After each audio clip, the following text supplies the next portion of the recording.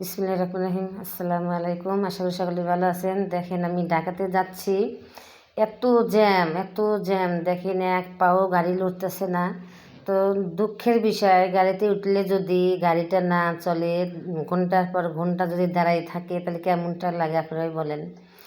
তো এক পাও লড়তেছে না। দেখেন রাস্তা দুই পাশে 4টা লাইন হয়েছে গাড়ির, তাহলে গাড়িটা কেমনে যাবে? এত জ্যাম, তা বলার মতো না। কি করব বলেন, এখন অসহ্য লাগতেছে। তো কি করা যায়, গাড়ির ভিতরে সবারই কষ্ট পেতে হয়। দেখেন কি পরিমাণ জ্যাম লাগছে গাড়ির। তো এই এত জ্যাম যদি থাকে, গাড়ি কোনদিন যেতে পারে বলেন? আপনারা যখন গাড়িতে ওঠেন, আপনাদের কাছে কেমন লাগে যখন জ্যাম থাকে? তো যখন জ্যাম না থাকে, গাড়িটা কত সুন্দর যায়, তাড়াতাড়ি করে পৌঁছা যাওয়া যায়, তাড়াতাড়ি বাড়িতে যাওয়া যায়। এই যে মাইয়ার বাসায় আসলাম, যে মাইয়া আমার জন্য পোলাও রান্না করছে, মাংস রান্না করছে। এই যে আমার নাতি বলতেছে বিয়ে করব, নানু আমাকে বিয়ে করাই দাও, আমার বয়স হয়ে গেছে। তা আমি জিজ্ঞাসা করতেছি, তোর কি বয়স হয়েছে বিয়ে করার? কয় হ। ওই যে দেখেন বলতেছে হ, বয়স হয়েছে, আমার বিয়ে করা দাও। তা আমি জিজ্ঞাসা করতেছি যে তুই কি কামাই করে খাওয়াতে পারবি? কয় হ্যাঁ পারবো। দেখেন স্বীকার করতেছে, কয় পারবো। তো কী বলবো, দেখেন আমি এইটুকু মানুষকে, আমার বিয়ের বয়স হয়ে গেছে। কয় আমি বলতেছি যে কী কামাই করে খাওয়াবি, তুই পারবি? কয় হ্যাঁ আমি কামাই করে খাওয়াইতে পারবো। তো এখন আমি বললাম যে এখন বিয়ে করার সময় হয় নাই তো মা, তুমি বড় হও তারপরে বিয়ে করো। কয় আচ্ছা। তো দেখেন কী করা যায়।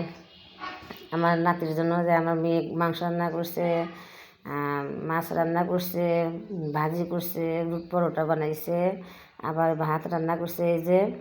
তো পোলাও রান্না করছে এই যে। তো এখন অনেক খিদে পাইছে, সকালেই না খাই আসছিলাম, সেই জন্য খাবো এখন। অনেক খিদে পেয়েছে, যে মুরগির মাংস এটার। তো আগে রুটি খাইতেছি, মাংসের ঝোল দিয়ে খাইতেছি, খেতে অনেক মজা। মাংস দিয়ে রুটি দিয়ে পরোটা দিয়ে খাইলে অনেক মজা। তো কি বলবো, এত খিদে পাইছে আমার যে আমি আগে রুটি খাই নিতেছি, যে আগে আমি রুটি খাই, তারপরে না ভাত খাবো। তো মাংস নিতেছি। তো আমার মাইয়া করতেছে মা আরও বেশি করে নেন, বেশি করে নেন। না আগে রুটি দিয়ে খাই নিই, তারপরে খাবানি।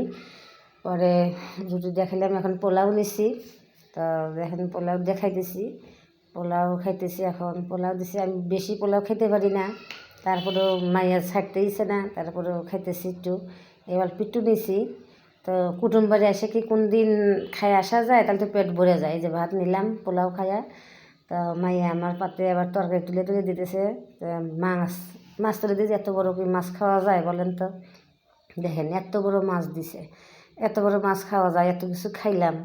তো যে আবার ঝোল দিতেই আছে, মাছ দিতেই আছে। দেখেন কত বড় মাছ, রুই মাছের চাকা দিছে।